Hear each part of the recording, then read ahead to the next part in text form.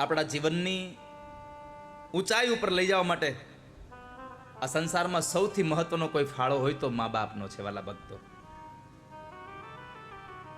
જીવતા મા બાપ હોય ને ત્યારે કિંમત ન હોય, જ્યારે મા બાપ મરી જાય ને પછી કિંમત થાય નહીં.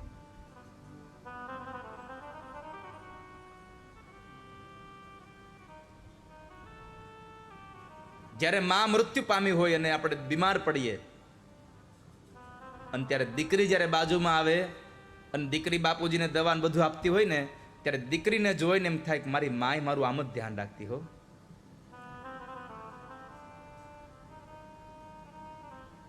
અને જ્યારે માની યાદ આવે ત્યારે આંખોમાંથી પાણીઓ પડે છે. આ સંસારમાં મા બાપ જેટલું સંતાનનું ધ્યાન રાખે છે ને એટલું ધ્યાન બીજું કોઈ નથી રાખતું, કોઈ જ નહીં. ચાહે પત્ની હોય, ચાહે બાળકો હોય, કોઈ પણ હોય, જે ધ્યાન મા બાપ રાખે છે. એક યુવાન દીકરો નોકરી કરતો હતો. રોજ ટુ વ્હીલ લઈને જાય નોકરી, ઓફિસે ટિફિન લઈને જાય અને પાછો આવે. રોજ ટિફિન લઈને જઈને પાછો આવે.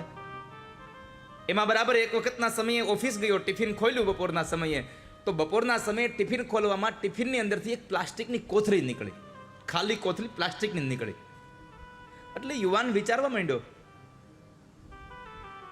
કે આ ખાલી કોથળી કેમ નીકળી છે આમાં? માં ભૂલી ગઈ હશે કાંઈ કે શું હશે? આખો દિવસ આ મથામણ કરી પણ કઈ જવાબ ન મળ્યો અંદરથી. સાંજે ઘરે આવ્યો, જમી પરવારી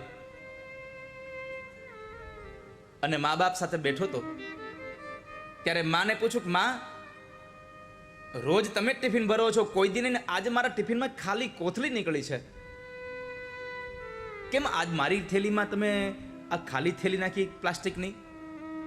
અને ત્યારે એ જન્મ દેવાવાળી માં એટલું બોલતી, દીકરા તું રોજ ટુ વ્હીલ લઈને જાય છે ને, હે ભાઈ તું રોજ ઓફિસે તારી બેગ લઈને જા છો અને તારી પાસે ટુ વ્હીલ છે, ફોર વ્હીલ નથી. અને અત્યારે ચોમાસાના મહિનાઓ ચાલુ થઈ ગયા છે. કદાચ તું ટુ વ્હીલર આવતો હોય અને રસ્તામાં વરસાદ આવે તો તારા ખીચામાં રહેલા પૈસા, તારા અગત્યના કાગળો, તારો મોબાઈલ પલળી ન જાય એટલા માટે મેં તને પ્લાસ્ટિકની કોથળી હારે આપી છે.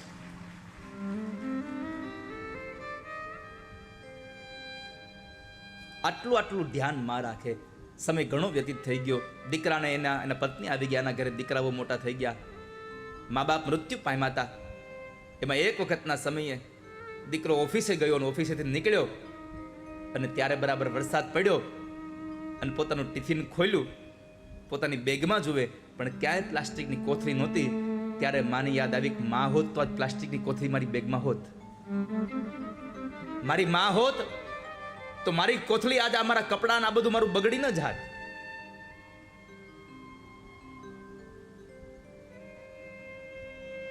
તારી યાદ આવે મારા પાપણે પાણી પડાવે, મારી જન્મની દેનારી મને તારી યાદ આવે. તારી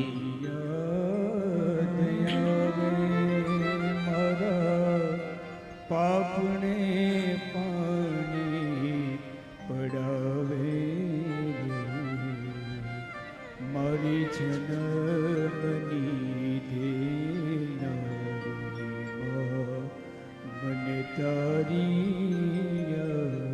આ સંસારમાં તમે ક્યારેક અનુભવ કરજો, તમે ગમે તેટલા મોટા થઈ ગયા હો, તમારી ઘરે દીકરાઓ ને ઘરે દીકરા હોય, પણ તમારી ગૌઢી માં જ્યારે જીવતી હોય અને તમે રાત્રિના સમયે બહાર ગયા હો, જ્યાં સુધી તમે ઘરમાં ન આવો ત્યાં સુધી ઘરમાં બધા જ વ્યક્તિઓ રૂમ બંધ કરીને સૂઈ જશે, પણ ખૂણામાં ખાટલો નાખીને પડેલી તમારી વૃદ્ધ માં નહીં સૂવે ત્યાં સુધી, જ્યાં સુધી તમે ઘરે નહીં આવો ત્યાં સુધી. મા બાપ જાગતા રહે છે. હજી મારો દીકરો બહાર છે. નિંદરા ન આવે બેટો હોય ઘરની બાર જો, ખખડે ડેલીને મારખે દ્વાર ઉઘાડે. આવ્યો મારા લાલમાં વારણા લેવાને વારે જો મારી જન્મની દેનારી માં મને તારી યાદ આવે. તારી યાદ આવે મારા પાપને પાણી પડાવે જો. મારી જન્મની દેનારી માં મને તારી યાદ આવે. એક જન્મની દેનારી માં એવી છે કે દીકરો ગમે તેવો થાય તો માના મોઢામાંથી દીકરા માટે કોઈ દી કુભાવ ન જન્મે.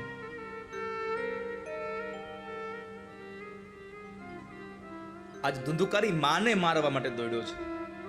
માં હાથ જોડીને કહે છે, ભાઈ મને શું કામે ને મારે છે? તમને ખબર છે આ સંસારમાં તમે ઠંડક લેવા માટે હિમાલયમાં વયા જાવ ને, પણ જે ઠંડક માની ગોદમાં મળે એ તમને હિમાલયની ગોદમાં ન મળે કોઈ દિવસ. અને એટલે કવિ લખવું પડે કે દાન કહે છે, હૈયું રે માળો માતું દયાનો મીઠો દરિયો જો. અમી વરસે આખડિયુંમાં વરસે અહાડી હેલી જો. કે દાન કે જગ આખું તોલું તારી તોલે કોઈ ના આવે જો. મારી જન્મની દેનારી માં મને તારી યાદ આવે. તારી યાદ આવે મારા પાપને પાણી પડાવે જો. મારી જન્મની દેનારી માં મને તારી યાદ આવે.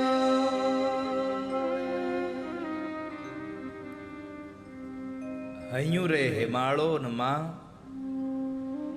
તું દયાનો મીઠો દરિયો. દરિયાનું પાણી હંમેશા ખારું હોય, પણ માં તો એટલી દયાળો મીઠો દરિયો છે. જેમ આકાશમાંથી અષાઢ મહિનામાં હેલીઓ વરસે, એમ હે માં તારી આંખમાંથી અમીની હેલીઓ વરસતી હોય છો. માની આંખમાં સદૈવ અમીની હેલીઓ જ હોય. માને એક દીકરો હોય તો ભલે, ચાર દીકરા હોય તો ભલે, જે પ્રેમ માં મોટા દીકરાને કરતી હોય એટલો જ પ્રેમ માં નાના દીકરાને પણ કરતી હોય. એની બધી જ આંખો હરખી હોય છે.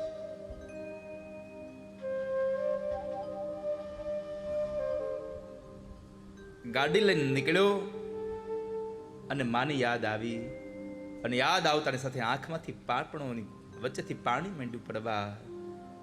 તારી યાદ આવે મારા પાપણે પાણી પડાવે જો.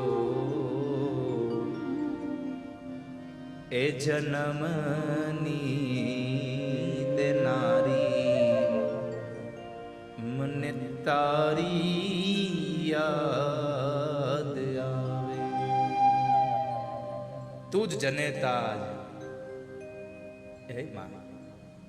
ધુંધુકારી માને દુઃખ દઈ રહ્યો છે. માં રડી રહી છે, ભાઈ મને ન હેરાન કર.